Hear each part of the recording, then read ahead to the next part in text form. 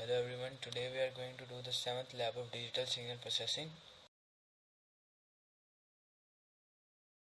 The objectives of the labs are study digital sequences in terms of frequency spectrum, contribution of high frequencies in a sequence, contribution of low frequency in a sequence.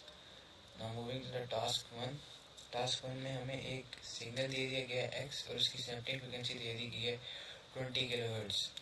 हम पहले क्या करेंगे कि उस signal को जो है plot करें सबसे पहले, उसके बाद x इक्वल टू f(x) हम मैटलैब को बिल्ट इन फंक्शन यूज़ करके जो हमें गिवन सीक्वेंस था उसका फोरियर ट्रांसफॉर्म ले रहे हैं, देन हम उसको भी प्लॉट कर रहे हैं। उसके बाद हमें टास्क में कहा गया था कि 5 किलोहर्ट्ज़ से जो ऊपर की फ्रीक्वेंसी है उसको रिमूव करके उसका फ्रीक्वेंसी रिस्पॉन्स चेक करें। उसके लिए हमने यहाँ पे ये कंडीशन लगाई है कि जब 5000 से जो ऊपर की फ्रीक्वेंसीज हैं उसको यहाँ पे रिमूव कर देगा। उसके बाद हम उसका इन्वर्स फोरियर ट्रांसफॉर्म लेके उस ट्रांसफॉर्म सिग्नल को जो है जिसमें 5 किलोहर्ट्ज़ से ऊपर की फ्रीक्वेंसी रिमूव कर दी गई हैं उसको प्लॉट करें। दैन उसके थर्ड पार्ट में कहा गया था कि 7 किलोहर्ट्ज़ से जो ऊपर की फ्रीक्वेंसीज हैं उसको रिमूव कर लें। तो हमने यहाँ पे कंडीशन लगा दिया है f greater than 7000, तो वो जितनी भी 7000 से ऊपर से फ्रीक्वेंसीज है उसको रिमूव कर देगा। उसके बाद हम यहाँ पे IF50 जो मैटलैब का बिल्ट इन फंक्शन है इन्वर्स फोरियर ट्रांसफॉर्म लेने का वो लगा रहे हैं, उससे हम इन्वर्स फोरियर ट्रांसफॉर्म कैलकुलेट करके अगेन जो है प्लॉट करें। जब हम इस कोड को रन करेंगे तो हमारे पास कुछ इस तरह की आउटपुट आ जाएगी। सबसे पहले ओरिजिनल सिग्नल को उसने प्लॉट कर लिए, फिर उसका फ्रीक्वेंसी स्पेक्ट्रम प्लॉट कर लिए। जब हम 5 किलोहर्ट्ज़ से ऊपर की फ्रीक्वेंसीज को रिमूव करेंगे तो हमारे पास इस तरह की आउटपुट आ जाएगी, और जब हम 7 किलोहर्ट्ज़ से ऊपर की फ्रीक्वेंसीज को रिमूव करेंगे तो हमारे पास जो है इस तरह की आउटपुट आ जाएगी।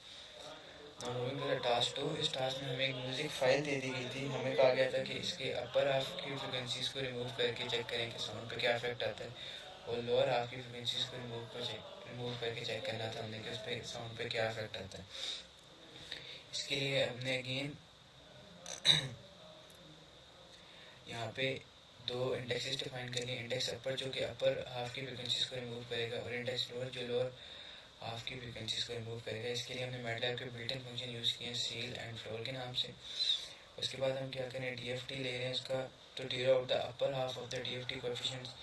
उसके बाद हम IF50 ले रहे हैं to reconstruct the audio sequence using the inverse IF50 for upper frequencies. उसके बाद जो हमने मॉडिफाई हमारे पास जो ऑडियो है उसको प्ले करके चेक करेंगे कि उस पर क्या इफेक्ट है।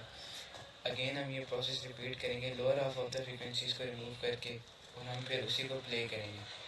So in the output, when we remove the upper half of frequency by removing these high frequencies, the sound loses its brilliance and clarity. The piano sound becomes softer and less sharp with a smoother, less edgy tone. When removing lower half of frequencies, by removing these low frequencies, the sound loses its depth and richness. The piano sound may become thinner and less resonant with a less impactful presence.